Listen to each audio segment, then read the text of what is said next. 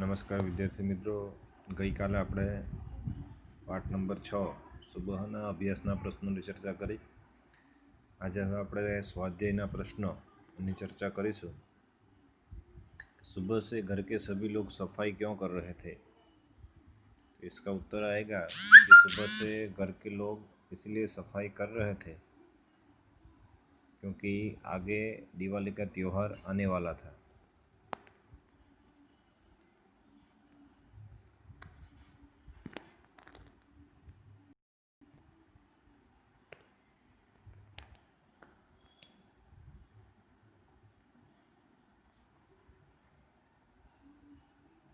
दिवाली का आने वाला था और उस त्यौहार का अच्छी तरह से लुत्फ़ उठाने के लिए आगे से तैयारी की हो तो त्यौहार के समय हम खुशी खुशी और आनंद से त्यौहार मना सकते हैं. इसीलिए सब लोग सुबह से घर की सफाई कर रहे थे.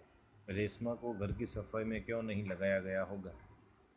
तो हमको पता है कि रेशमा जब छोटी थी तब उसको एक रोग की वजह से उसके दोनों पैर कमज़ोर हो गए थे. उसको पोलियो नाम का रोग हुआ था, इसलिए वो अपने पैर से चल नहीं पा रही थी.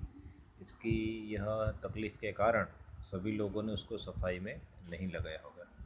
रेशमा ने अपनी माँ के काम में किस तरह मदद की? तो रेशमा ने अपनी माँ को इस तरह मदद की कि जो बर्तन साफ़ हो गए थे उस पर स्टिकर लगा के और उसके मम्मी को रखने के लिए वो देती थी.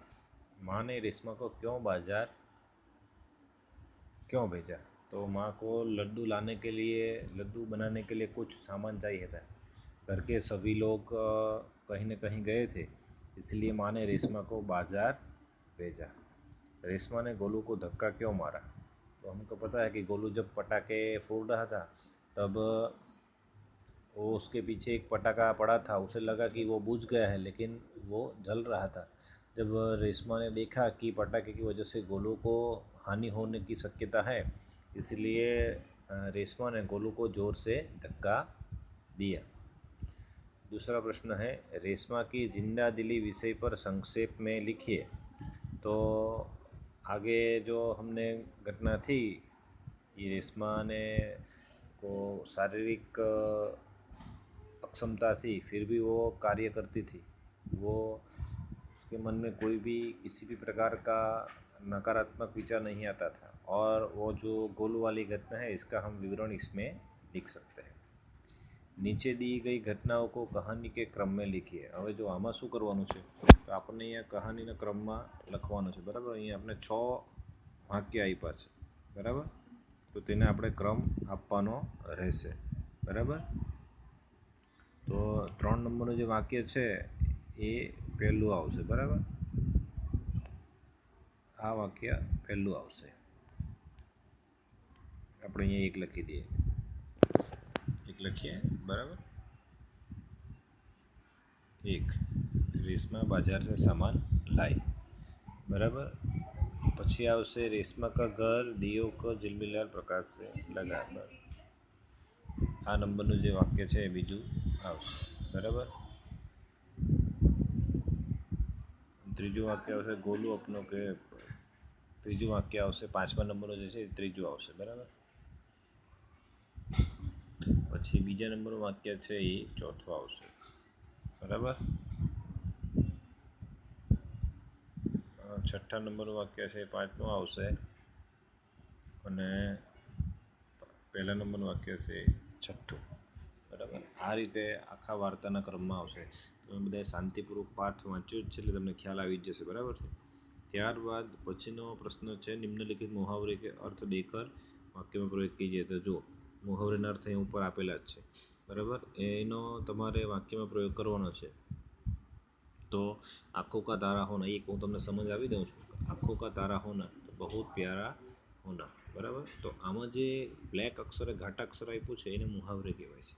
બાજુમાં જે આપ્યું છે એનો અર્થ છે. તો આપણે મુહાવરેનો વાક્યમાં પ્રયોગ કરવાનો છે. તો રેશમા પરિવાર કે સભી કે આँखों का तारा थी, બરાબર. આવી રીતે વાક્ય બનાવવાના છે. પછી આગળ જોઈએ તો તમારે કેટલાક શબ્દો આપ્યા છે એનો તમારે વાક્યમાં પ્રયોગ કરવાનો છે. ઉદાહરણ આપણને આપ્યું છે. इसलिए ताकि એટલે ઉપર તમે જો ઉદાહરણ की અને की, उसने कहा कि वह निर्दोष है, मैंने नवीन की सहायता की, बराबर।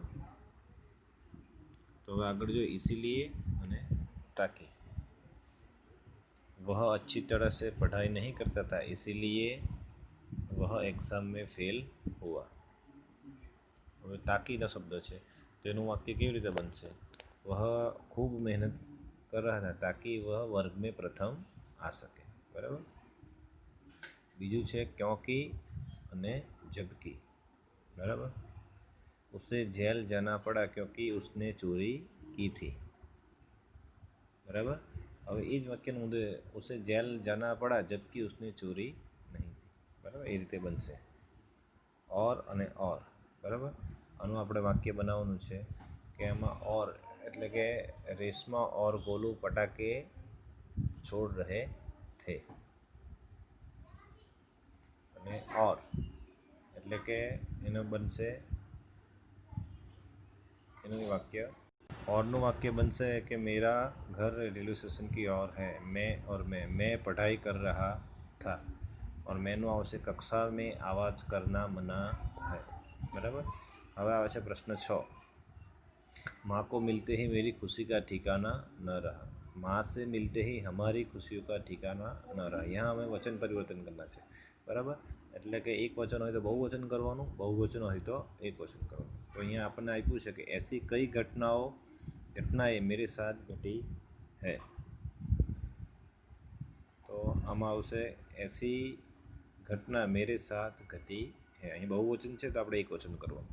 परिचारिका ने मरीज़ की अच्छी तरह से देखभाल की, जो एक वचन है तो આપણે बहुवचन करो। परिचारिका ने मरीज़ों की अच्छी तरह से देखभाल की।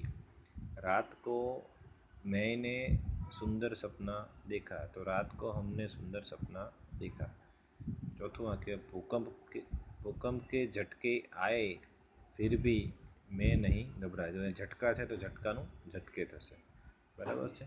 પછી છેલ્લો પ્રશ્ન છે આપણો શબ્દકોશના ક્રમમાં ગોઠવો, બરાબર। તો એમાં પહેલો શબ્દ આવશે અંગૂર, બરાબર। પછી આકાશ, ત્યારબાદ આવશે તૂફાન, બરાબર। તૂફાન પછી આવશે નિર્દોષ, પછી ભૂકંપ, ભૂકંપ પછી આવશે